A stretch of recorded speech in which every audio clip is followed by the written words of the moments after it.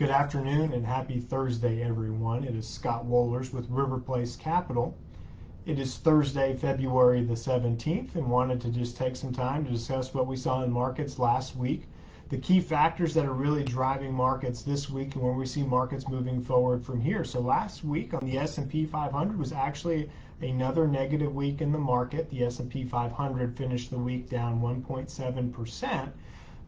Continued to see volatility in the marketplace, and it really entered in when you had Fed President Jim Bullard on, and you had him talking about a 50 basis point rate increase for March that the Federal Reserve would do, and you saw that as well as headlines in the Ukrainian-Russian crisis, the tensions that are boiling over there, has really caused volatility to creep back into the markets. And so, but what was very interesting is the S&P 400, which is the mid-cap index, finished the week positive 0.9% or 90 basis points, and the small cap index, as measured by the S&P 600, was actually positive 1.2% on the week. So the small and mid-cap were more economically sensitive stocks actually outperformed the large mega-cap stocks for the week, which is a good sign fundamentally underlying that there's confidence in the United States economy and that our economy is still strong. So a couple things I want to talk about here moving forward. Investors are really faced with two walls of worry right now.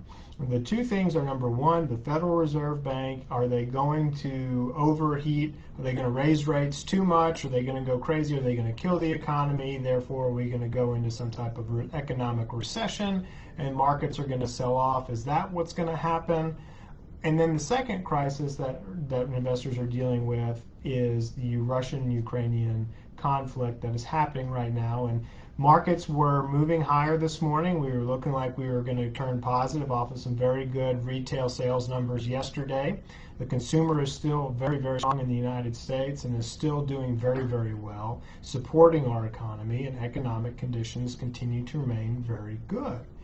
So the other thing that investors are dealing with is what's going to happen with Russia and Ukraine. I wanted to take a second to talk about it. It has driven markets. We were, as I was talking about this morning, we were looking at coming out to being positive on the futures this morning until we got the headlines out and heard from the president this morning that said that an invasion is imminent or could happen within the next few days, and it was more likely to happen.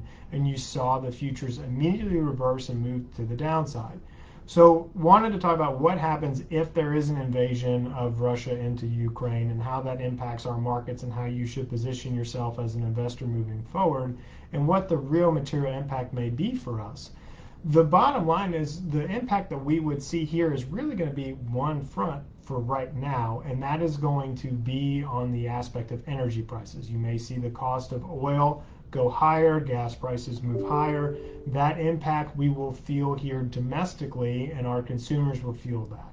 However, if you step back and really take a look at what the overall economic impact is to the United States, it's very minimal to us at this current condition, what is happening over in Europe.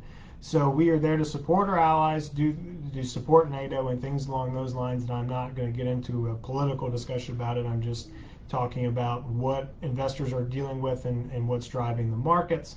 So you're seeing, having to digest that. Now, what we did get this week that was very comforting to investors is the Fed minutes, and we saw this on Tuesday. We got the February Fed minutes back, and we saw a nice market rally.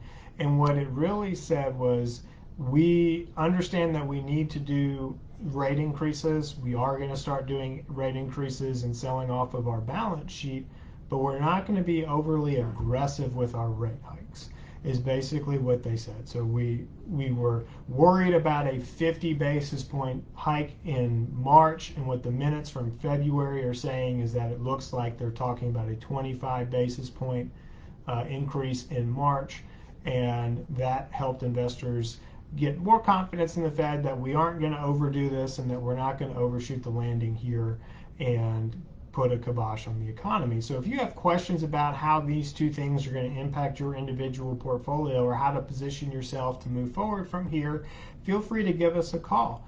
We can reach us at 904-346-3460, or as always, check us out online at www www.riverplacecapital.com. Have a wonderful week, everyone. Thank you so much.